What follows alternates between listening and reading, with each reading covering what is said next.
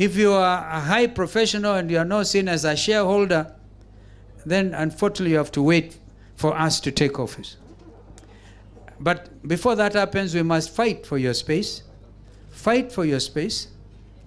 And that we will do. We'll assist. So you heard me mention about career foreign service officers. A lot of them are depressed because somebody had to satisfy their cronies.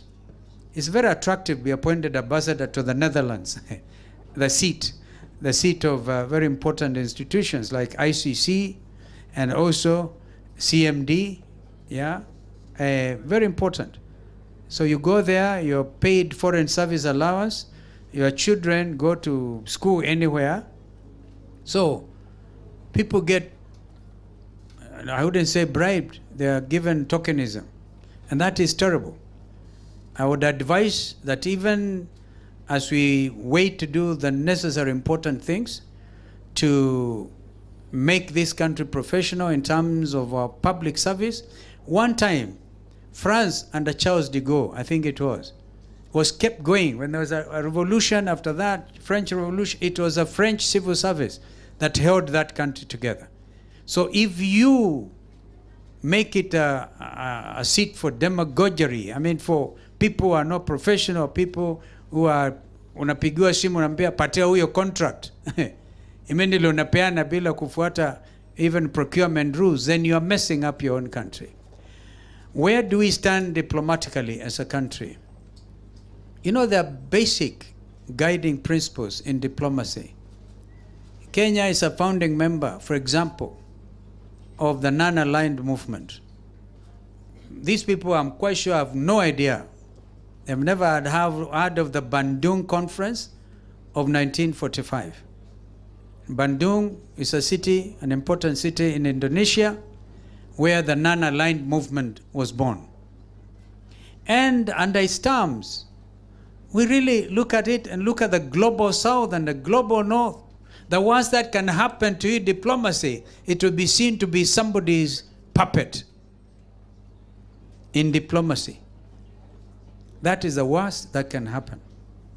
Because you have to stand together as a team. What does the African Union stand for? That's why a candidate of Raila Odinga will bring in those memories of Pan-Africanism, of Africans being, remember, Mwalimu Nyerere actually accepted. He said he made a mistake because Nkrumah had wanted African Union immediately. Remember the famous President Nkrumah, the father of Pan-Africanism, along with others, that time, Abdel Nasser in Egypt, Mzee Kenyatta and others came on board, Nyerere. Had we realized African Union that time, we would be talking of United States of Africa. But a gentleman, again, Barack Obama, admitted they made a mistake in Libya.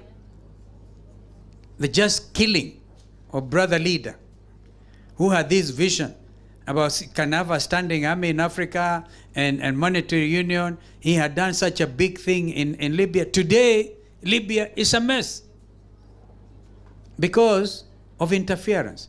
Therefore, when countries of non-aligned movements stood together, say they uphold the principles of non-interference in internal affairs of member states, that's a cardinal principle in diplomacy. Leave alone the people quote the Vienna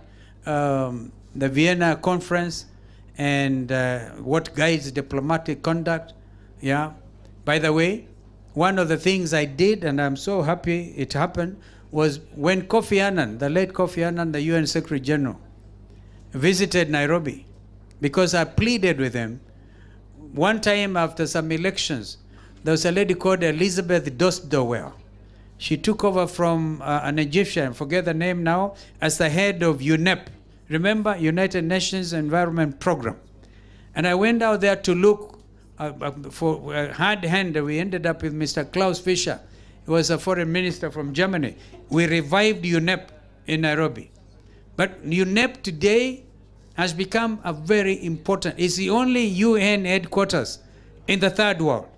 This is what is holding Nairobi. This is why sometimes you hear, so that we don't confuse the presence of the international community in Nairobi with our local politics. there are people suggesting, even under BBI that time, that Nairobi should stand alone as a capital, because it is holding the aspirations of the third world, the developing world. Remember, a concept of group of 77 plus China. That is what saved UNEP. I remember as foreign minister in Istanbul, Turkey, and the group of 77 plus China said, we do not agree with Elizabeth Dowell. Nairobi will continue to be the headquarters of UNEP.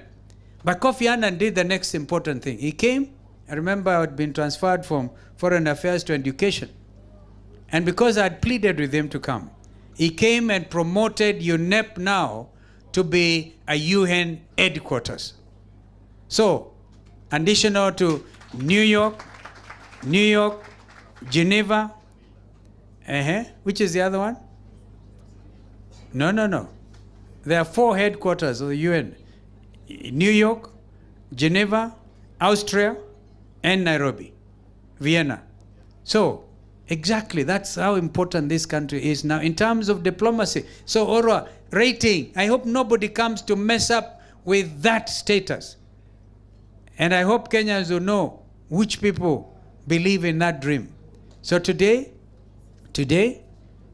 of course, Addis Ababa is the headquarters of our African Union.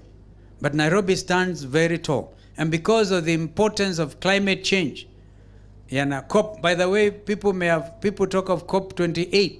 I was able, as a Minister for Environment, people forget, I hosted COP10 in Nairobi. So again, in terms of infrastructure and jurisprudence on climate change, Nairobi is a very important matter. But I hope Kenya Kwanza will not mess up with this positioning. They can take a few, but please don't take Nairobi to be less than the headquarters of the UN. But if you are to give on a scale of 10, something out of 10, the score for Kenya Kwanza in diplomacy, 3 out of 10. You know, we have in the Ministry of Foreign Affairs, we have very qualified Kenyans who are career civil servants.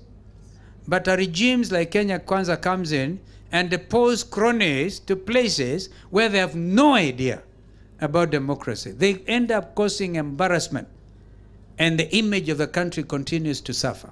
Unfortunately, I'm sorry to tell you, that is what is happening with Kenya Kwanza. No idea about diplomacy. A combination of law and democracy is what gives me that mien. Because there are things you cannot do in terms of diplomatic conduct. You cannot rise up here and call Kagame names. You allow a minister to abuse a head of state. That is going against the norms of diplomacy. Yeah, you remember recently, a cabinet minister attacked another country. You know, you must understand that nations coexist.